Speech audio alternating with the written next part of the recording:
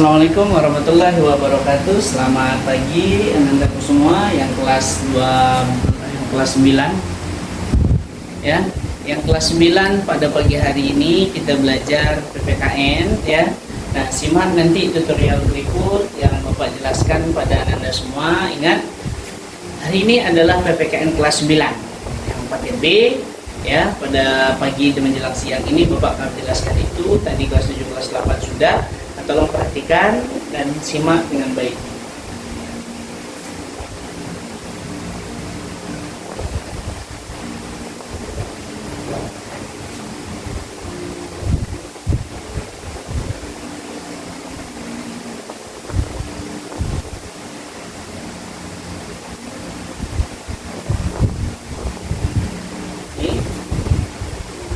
Kelas 9 kita materinya pada pagi hari ini adalah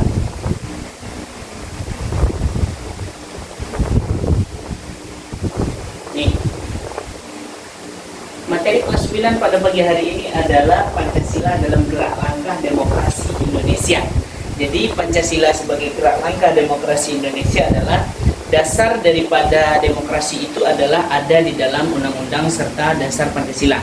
Nah, masyarakat melakukan apapun itu yang disebut dengan birokrasi ya. Nah, semua yang dilakukan oleh pemerintah masyarakat semua berlandaskan kepada Pancasila dan undang-undang. Nah, yang pertama adalah Pancasila dalam kehidupan demokrasi masa Orde Lama. Ini masa Orde Lama ya. Orde Lama ini adalah pasca awal kemerdekaan Republik Indonesia ya. Yang waktu itu masih dipimpin oleh Bapak Insinyur Soekarno sebagai Presiden Negara Republik Indonesia. Gerak langkah demokrasi Indonesia pada masa Orde Lama antara lain dapat dilihat melalui penetapan Presiden nomor 19/1965 tentang pokok sistem pendidikan nasional. Dasar dalam pasal 1 tentang asas pendidikan nasional dinyatakan bahwa Pancasila Manipul Usdek adalah moral dan falsafah hidup bangsa Indonesia serta merupakan manifesto persatuan bangsa dan wilayah Indonesia. Demikian pula merupakan perasaan kesatuan jiwa sebagai Weltanschauung bangsa Indonesia dalam kehidupan nasional, yaitu disebut dengan Manipul Usdek. Pelaksanaannya seperti apa? Nah, dalam Manipul Usdek tujuan pokok indoktrinisasi adalah lahirnya Pancasila, pidato Soekarno pada tanggal 1 Juni 1945.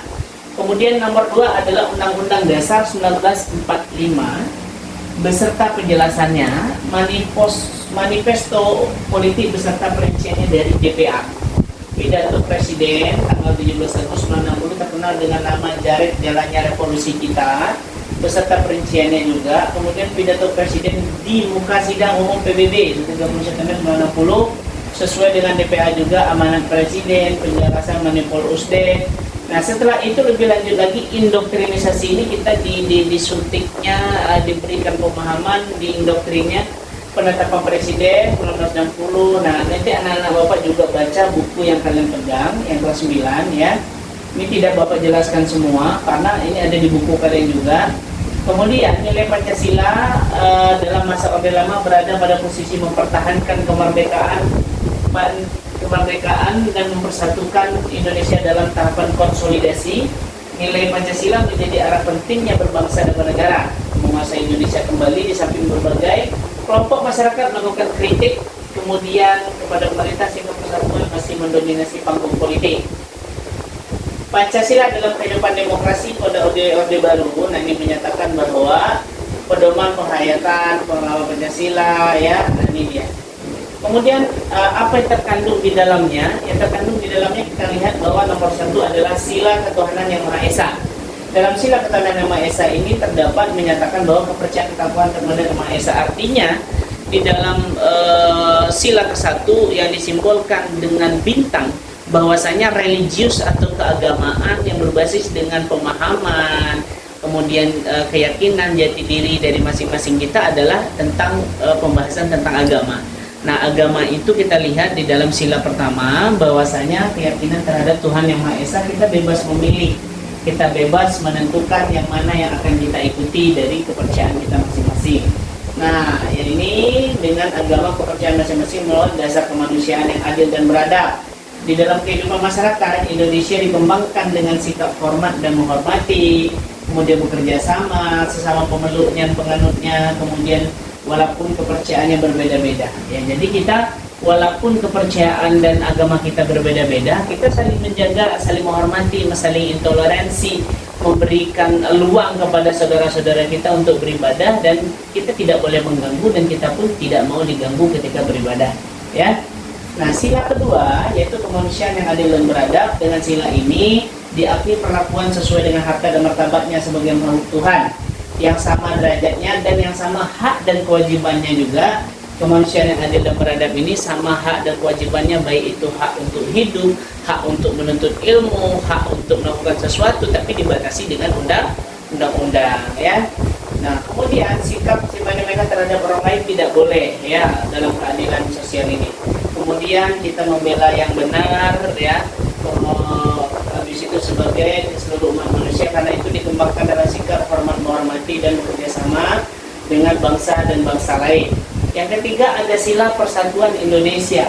Di dalam ini mengatakan bahwa persatuan kepentingan atau golongan menempatkan kepentingan negara dan bangsa di atas kepentingan pribadi. Artinya sila persatuan Indonesia ini adalah negara dinomorsatukan, ya, negara dinomorsatukan. Kepentingan kita, kepentingan kelompok, kepentingan pribadi dan kepentingan yang apapun itu dilakukan setelah kepentingan negara telah selesai. Jadi diutamakan kepentingan negara. Kalau di dalam dunia kerja yang diutamakan adalah keluarga. Kenapa Bapak bilang keluarga? Karena tanpa keluarga kita bukan siapa-siapa. Ya, karena keluarga juga yang menunggu kita di rumah. Memang pekerjaan itu penting, tapi ingat siklusnya. Apa yang menjadi dasar utama kita mementingkan keluarga? Kita ada pembahasannya, ya. Kemudian yang keempat, ada sila kerakyatan yang dipimpin oleh hikmat kebijaksanaan dalam permusyawaratan perwakilan. Sila keempat yang disimbolkan dengan banteng, ya, mempunyai hak dan kewajiban terlebih dahulu diadakan mufakat. Nah, ini apapun permasalahan anak-anak Bapak di rumah, dengan keluarga, dengan saudara, dengan masyarakat tempat tinggal, adanya konflik yang kalian lihat di manapun itu, nah, jangan kita main hakim sendiri. Ya, kenapa? Karena segala sesuatunya ada yang menghakimi. Salah satunya adalah pihak berwajib. Kalian menangkap maling, kalian menangkap begal dan sebagainya sama warga setempat. Jangan kita main hakim sendiri. Ya, selesaikan dengan baik, cari jalan keluarnya dengan musyawarah dan mufakat. Ya, jangan main hakim sendiri. Kenapa? Karena ini contoh nih yang di Bali. Yang di Bali ada hal yang unik yang Bapak lihat adalah hanya gara-gara seekor ayam seorang bapak-bapak meninggal di amuk masa. Nah, buktinya sekarang yang mengeroyok bapak tersebut sampai meninggal akhirnya dipanggil, dijemput paksa oleh pihak kepolisian, ya, pihak yang berwenang untuk memberikan efek jerah kepada masyarakat yang hanya bisa menghakimi. Main hakim sendiri itu tidak boleh, ya. Harusnya ketika dapat, silakan berikan kepada pihak kepolisian, biar pihak kepolisian yang menindaklanjuti, tanpa dengan menghakimi, mengeroyok dan sebagainya. Ada juga yang dibakar oleh massa, dikeroyok oleh massa, itu tidak boleh. Enak, ya, segala sesuatunya musyawarah dan mufakat adalah solusi. Jangan kita ngambil keputusan untuk menghakimi secara langsung, karena nanti efeknya akan berbalik kepada diri kita sendiri, ya. Nah, itu dia keadilan sosial, kerakyatan yang dipimpin. Kalau sila keadilan sosial yang dikembangkan perbuatan yang mencerminkan sikap suasana kekeluargaan gotong royong, ya, kemudian hak orang lain, menegakkan peran sendiri, nah, pemborosan. Nah, ini lebih ke keadilan sosial. Keadilan sosial ini adalah kita lebih kepada sikap gotong royong, kebersamaan, keindahan, kekeluargaan, ya. Selain dari itu juga mengedepankan sikap moral terhadap sesama, sikap moral, saling menghormati kepada yang lebih tua. Nah, kita tidak boleh gegabah, tidak boleh ceroboh, segala sesuatunya menghormati yang lebih tua, menghormati dengan teman sebaya, menghormati terhadap orang yang lebih muda, itu wajib, ya. Karena kenapa? Itulah yang disebut dengan attitude. Attitude kita kepada orang lain itu wajib dijaga, apalagi kepada orang tua. Nah, anak-anak Bapak di rumah sama orang tua, mama, ayah, tidak boleh nanti berkata apalah dan sebagainya, yang sehingga itu menjadikan hal yang menyakiti bagi orang tua kita, ya. Ya, bagi siapapun itu.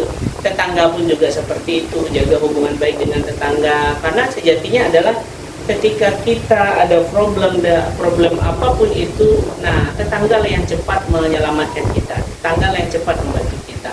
Maka jaga hubungan baik sama tetangga, ya.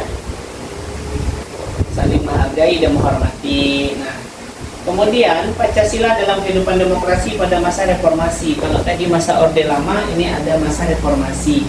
Nah, masa reformasi ini ya masa kelanjutan setelah Orde Lama. Nah, kalian baca nanti materinya sampai selesai. Ya, setelah dibaca silahkan lihat penugasan. Nah, ini penugasan 1. Anak-anak Bapak kerjakan penugasan 1 di rumah sampai selesai. Nanti boleh difotokan, boleh dibawa saat belajar di tempat PKBM langsung biar dinilai sama Umi sama Bapak juga. Ini penugasannya. Nah, ini ada 1 semboyan yang Bapak ambil hikmahnya, yaitu dari masih relevan. Ini dia Pancasila Tantangan Milenial. Nah, ini tulisan dari Pak Mardianto Sabtu Juni 2019. Ini tahun 2019 diinikan bahwa beliau mengkritik tentang pendidikan P4. Nah, pendidikan itu seperti apa dan harus dikembalikan lagi. Di Indonesia itu harus diutamakan pendidikan moral.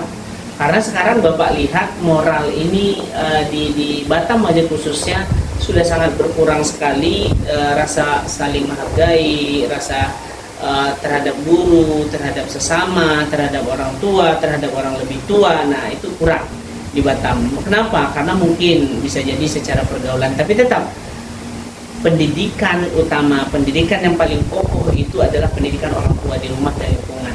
Ketika itu sudah berjalan dengan baik, maka anak tersebut akan mengikuti proses yang telah dilakukan oleh orang tua itu dengan baik, sehingga memberikan contoh-contoh terbaik kepada orang lain, ya.